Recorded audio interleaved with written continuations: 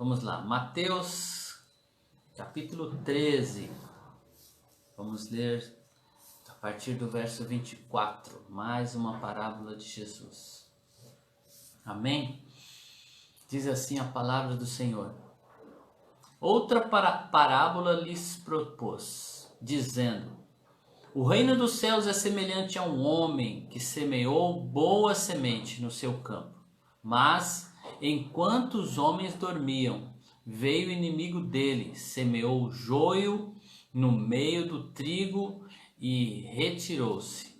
E quando a erva cresceu e produziu fruto, apareceu também o joio.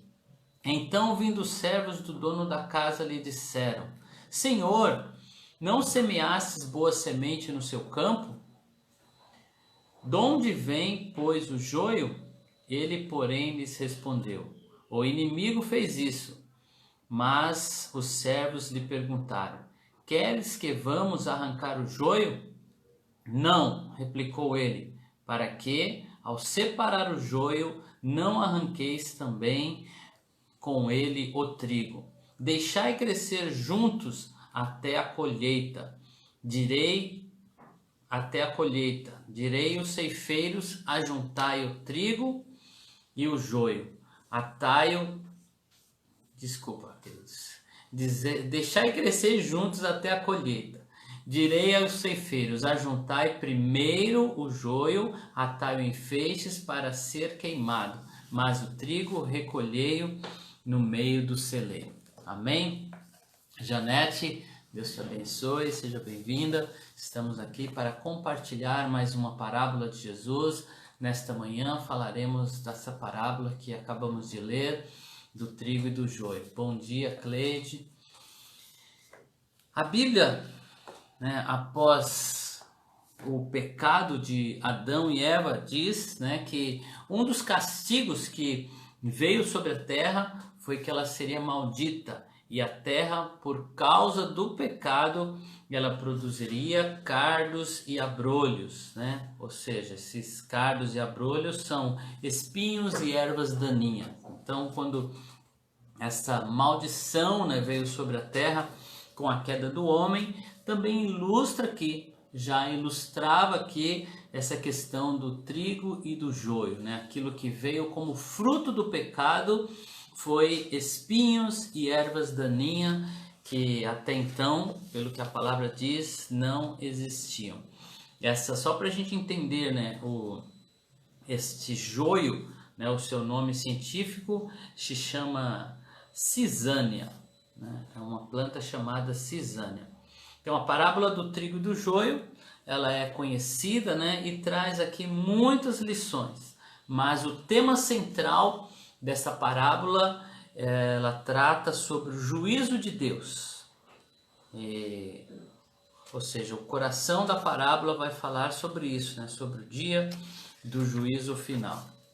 Essa parábola, vamos nos ater nela aqui porque é bem forte, o seu significado.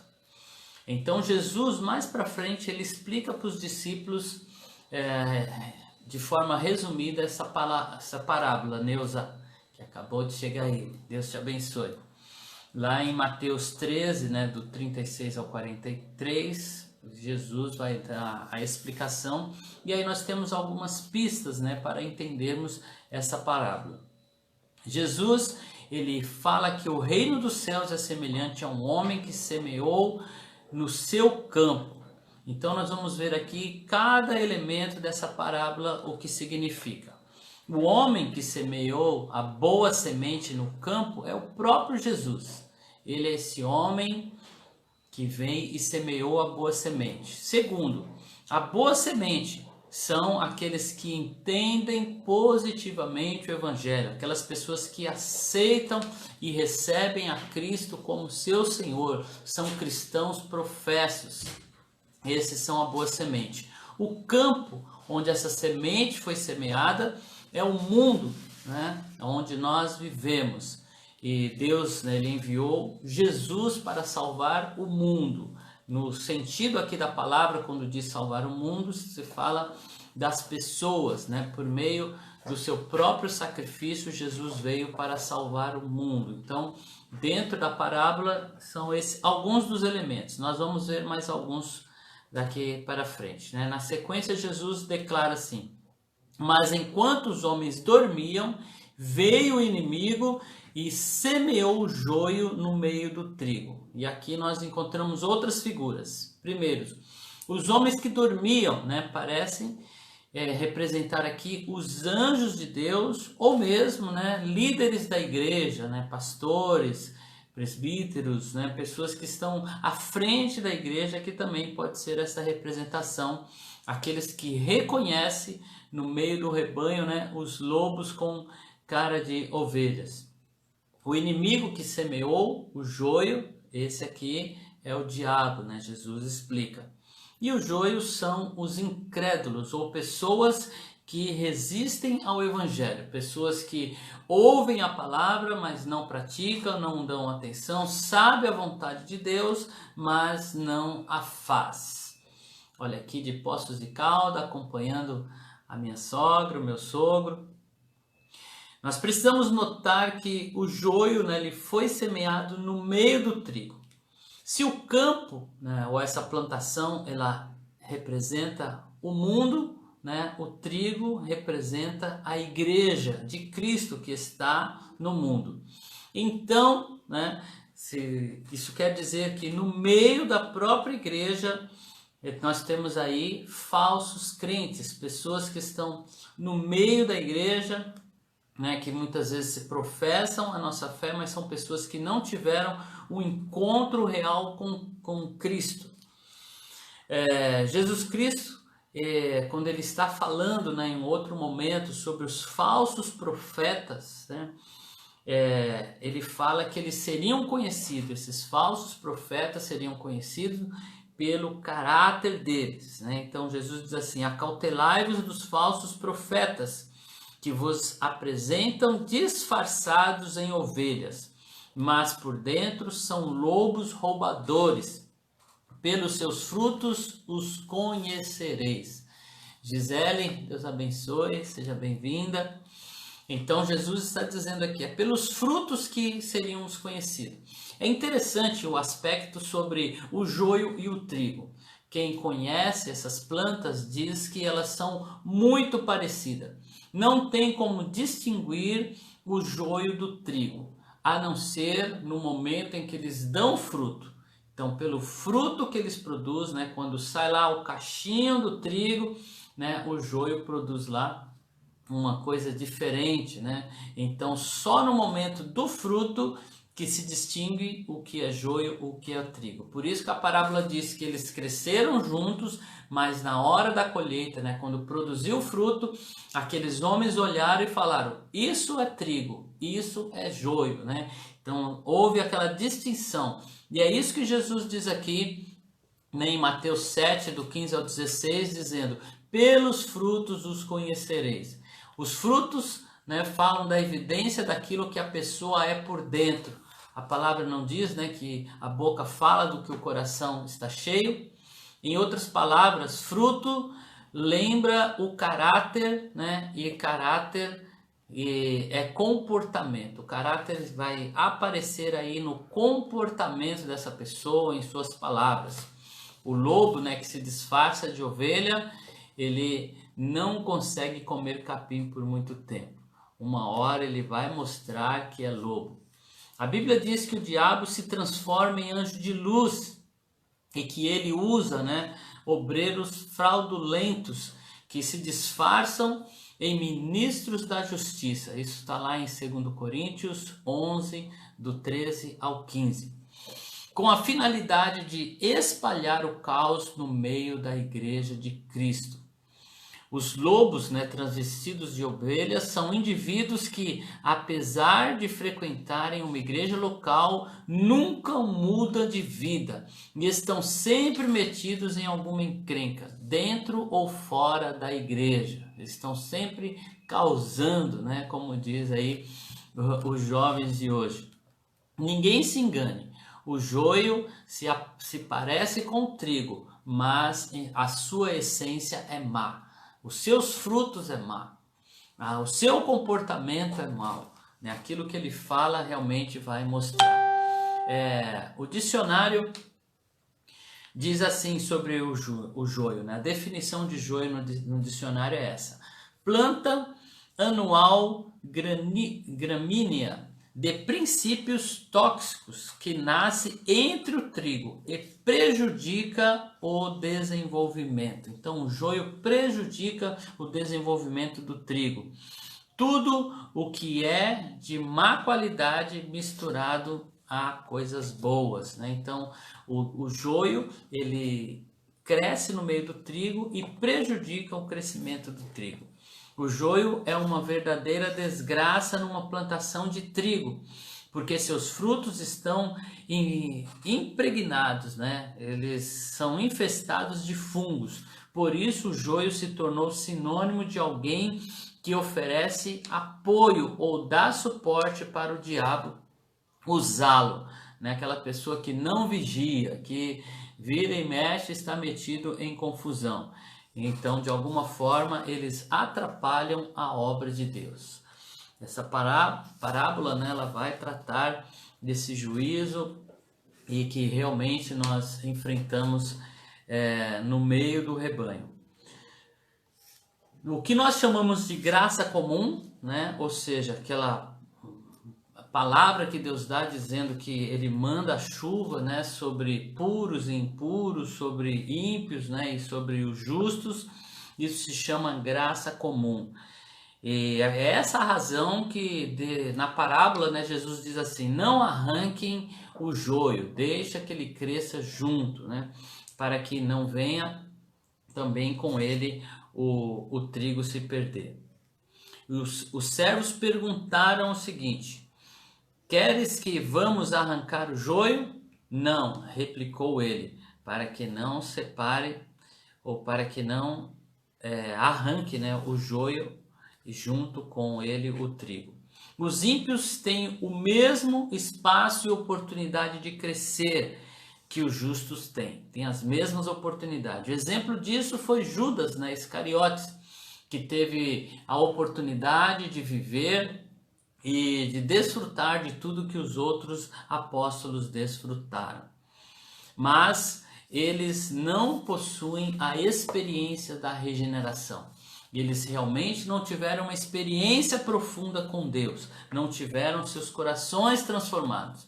Hoje é muito comum encontrarmos, né, o joio no meio do trigo, porque muita gente vem às igrejas não para receber a Cristo, não para ter uma experiência com Cristo real. Eles vêm em busca de fazer a sua vontade, de receber resposta para as suas necessidades, de resolverem os seus problemas. E aí não tem um encontro real com Deus. O salmista Asaf, lá no Salmo 73, ele diz que ele começou a olhar, né, para o ímpio, como ele prosperava, parece que nada lhes acontecia, tudo ia bem. Ele diz que foi ao ponto de quase se desviar, porque ele não entendia como pessoas, né, que eram ruins prosperavam, tudo ia bem, tinham lá os seus empregos, tinham lá os seus filhos robustos, né, e parece que nem doente ficavam. Mas depois que ele entra no santuário, ele entende que essas pessoas estão em lugares escorregadios, né? Ou seja, no dia do juízo eles iriam perecer. No Salmo 1, ele descreve o justo, que o justo é abençoado por Deus. Mas quando ele se refere aos incrédulos, né, a coisa é bem diferente. Ele diz assim: por isso os perversos não prevalecerão no juízo, mas o caminho dos ímpios perecerá. Então ele vai citar aqui, olha, no juízo é que realmente vai ficar evidente, né, aquele que é e aquele que não é.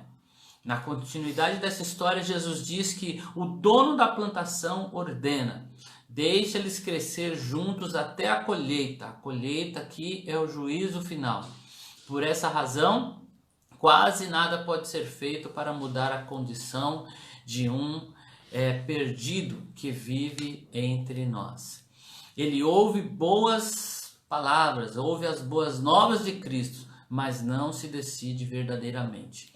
E é interessante notar que pela semelhança que tem, somente quando vem o fruto que dá para se saber quem é quem.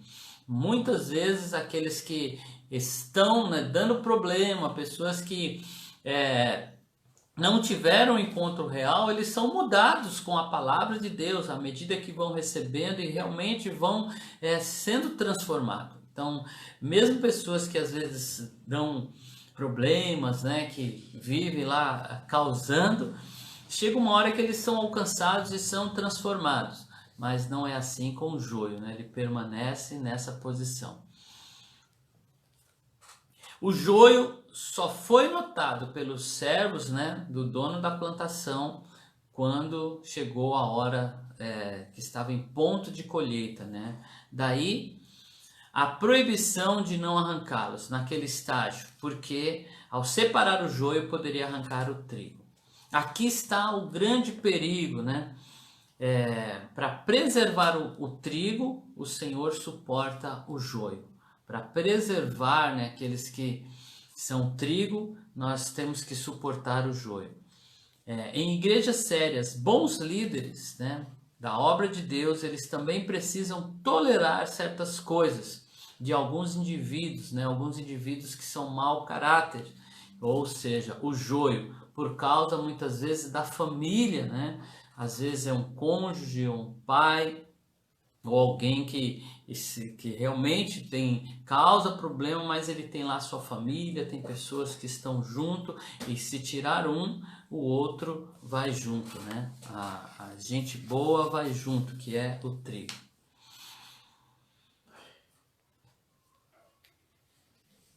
E aí Jesus diz, né, que quando chegar o tempo da colheita, no tempo da colheita direi aos ceifeiros, ajuntai o joio e atai-o em feixes para ser queimado, mas o trigo recolhei-o para o meu celeiro. Então haverá um juízo. Essa é a verdade de Deus. O juízo haverá. Nós não falamos muito sobre juízo, né, nesse tempo. Dificilmente falamos, mas é uma verdade. Haverá um juízo. E nada e ninguém vai escapar dele, a menos que essa pessoa tenha reconhecido os seus pecados, tenha se arrependido dele, com um sincero arrependimento, com o coração que realmente se volta para Cristo e realmente decide praticar as boas obras. Nesse caso, a Bíblia diz: quem ouve a minha palavra e crê naquele que me enviou tem a vida eterna e não entra em juízo, mas passou da morte para a vida. João capítulo 5, verso 24.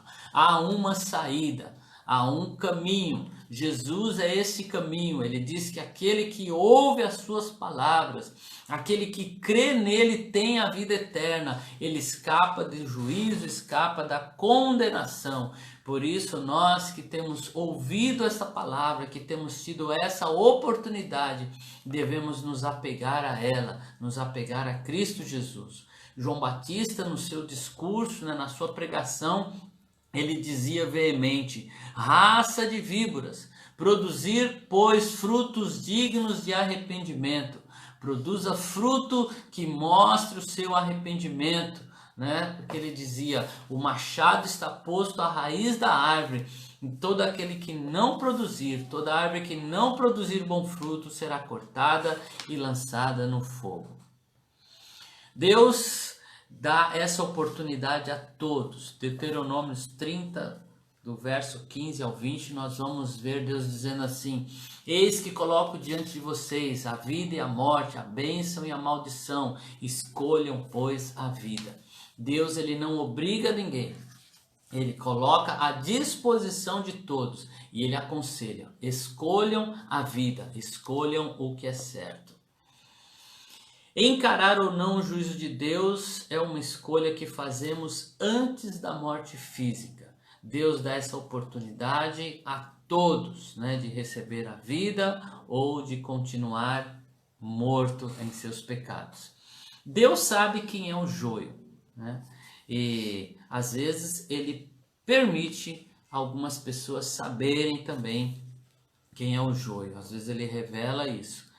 Quando Jesus explica a parábola, notamos uma pista de alguns tipos de crentes joios que vivem em nosso meio. Vejamos aqui o que Jesus diz, lá em Mateus 13:41.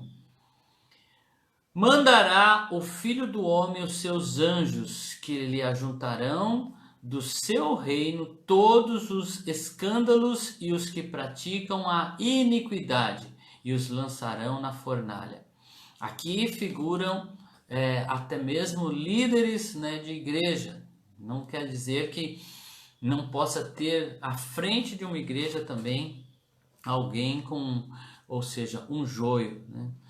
Pessoas que alegam ter algum poder espiritual, mas que na verdade eles seguem o Deus do seu ventre, né? Ou o dinheiro, como diz lá em Mateus 6:24. Ao pé da letra, eles desprezam a vontade do Pai, porque fazem suas próprias regras, mantendo sua vida dissoluta. E aqui vai um grande alerta, né? Quando nós falamos do joio. Joios são aqueles que se voltam para o seu próprio coração. Pessoas que se voltam para a sua própria necessidade. E a grande pregação deste mundo caído, essa é a mensagem do anticristo, é aquela que diz assim: seja feliz, faça aquilo que está no seu coração, siga o seu coração, um coração corrupto, um coração, né, que se volta muitas vezes para a sua própria carne. Então a mensagem do mundo é essa: seja feliz, não importa como. Olha, se você não está feliz com a sua esposa, deixe ela e vai procurar outra. Seja feliz e o que importa é ser feliz, não importa o que você faça. Entra aí por caminhos, né, que vão trazer alegria ao seu coração.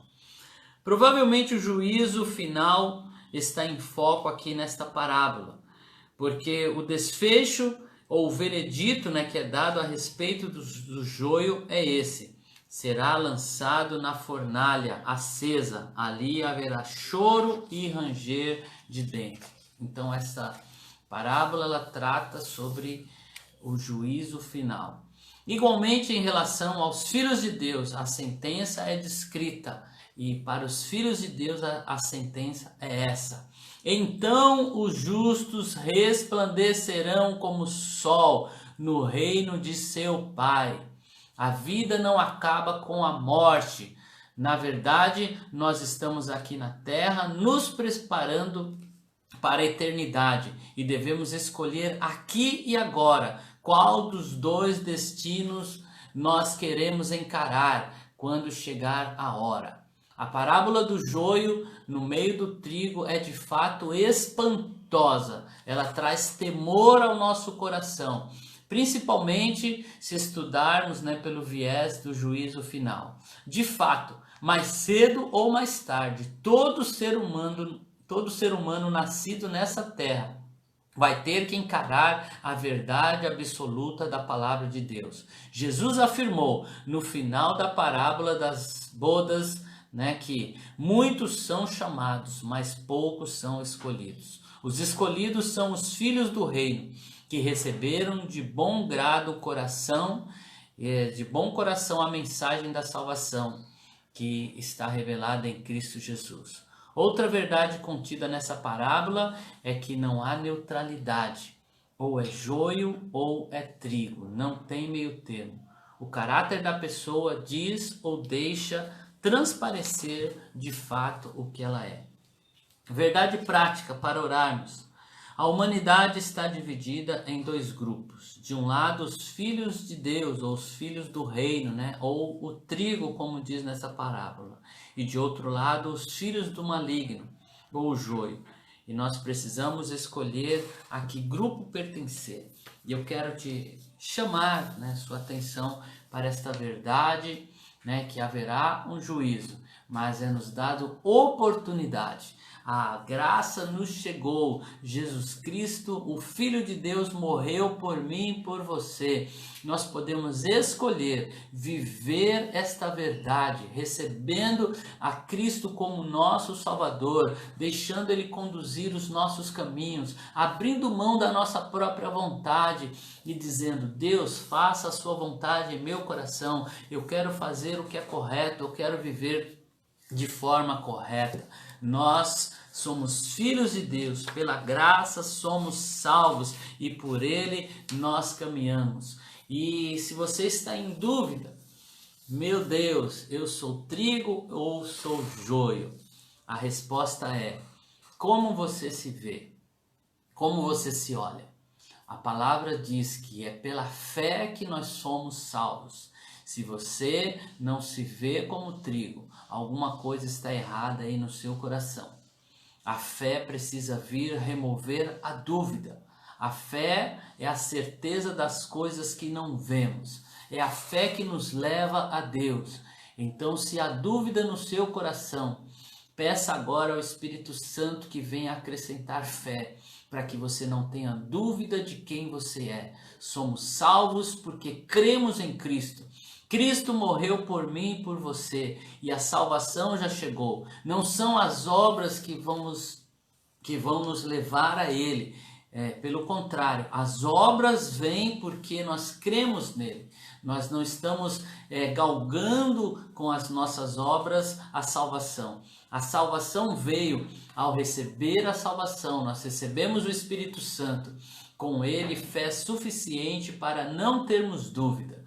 Fomos alcançados pela graça, e que essa certeza esteja no seu coração, Marcos. Que o Senhor acrescente sempre fé no seu coração, Sueli, para que possamos desfrutar desta graça. Vamos orar?